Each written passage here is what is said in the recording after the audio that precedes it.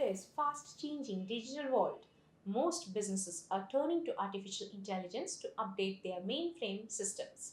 A recent survey shows that 86% of companies are using AI solutions to make their mainframes more efficient, flexible, and cost-effective.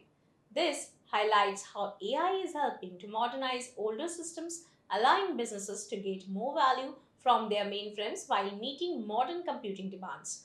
However, while modernization is delivering financial benefits, many companies are facing a shortage of skilled workers, making it harder to update complex critical systems. Welcome to VAR India News Hour.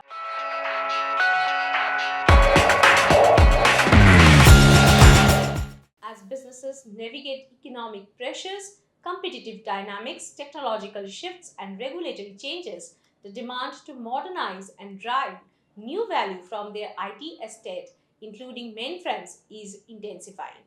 Out of 500 business and IT leaders surveyed, 86% are quickly adopting AI and generative AI to speed up mainframe updates. About one third said mainframes are now key for running AI powered tasks, and nearly half plan to use generative AI to turn important mainframe data into useful insights. Mainframes remain essential in today's hybrid IT environments and are being adapted for new uses, with AI and security playing bigger roles in modernizations. Moving forward, by embracing AI, organizations can unlock new opportunities, address skills shortages, and ensure their mainframes remain pivotal in the evolving hybrid IT landscape. Now, let's take a look at today's headlines. BlackRock and Microsoft to introduce a $30 billion fund for AI infrastructure. Microsoft and BlackRock intend to establish a fund worth over $30 billion to finance the construction of data centers and energy projects using artificial intelligence technology. According to BlackRock and Microsoft, the Global AI Infrastructure Investment Partnership is an investment vehicle that intends to improve AI supply chains and energy sources. Samsung suing Indian Labour Union for a production disturbing strike. Legal documents reveal that Samsung Electronics Indian division has filed a lawsuit against members of the labor union that has spearheaded an 11-day strike at the company's sole home appliance plant in the southern state of Tamil Nadu, intensifying hostilities with its workforce. Samsung filed a complaint on September 12th asking a state district court to issue a temporary injunction to stop the union and its members from conducting protests, holding demonstrations, and giving speeches in and around the facility, which is close to Chennai. New customizing tools are coming soon to WhatsApp Android users.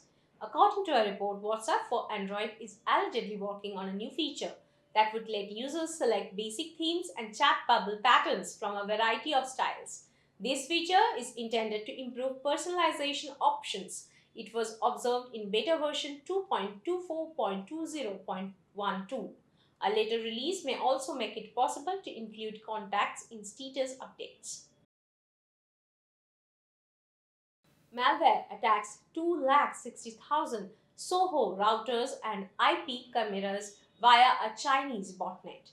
A gigantic Chinese botnet known as Raptor Trade that infected over 260,000 networking devices with the intention of targeting critical infrastructure in the US and other nations has been taken down by the FBI and cybersecurity researchers. Targets of the botnet included organizations in the US and Taiwan that work in the fields of IT, higher education, telecommunications, military, and defense industrial base. Binance criticizes WazirX for deceiving clients following a $230 million fraud. Following a $230 million fraud, Binance has accused WazirX and its founder Nishal Shetty of deceiving clients. Binance CEO Changpeng Zhao said Binance does not own any equity in WazirX or control its operations, which centers the debate on ownership claims. After the fraud, the controversy has been more intense, casting doubt on the firm's partnership. That's all for now. Please like, share, comment, and subscribe to VAR India magazine. You can download the VAR India app from Google Play Store and Apple App Store for more news and updates. Stay tuned. Thank you.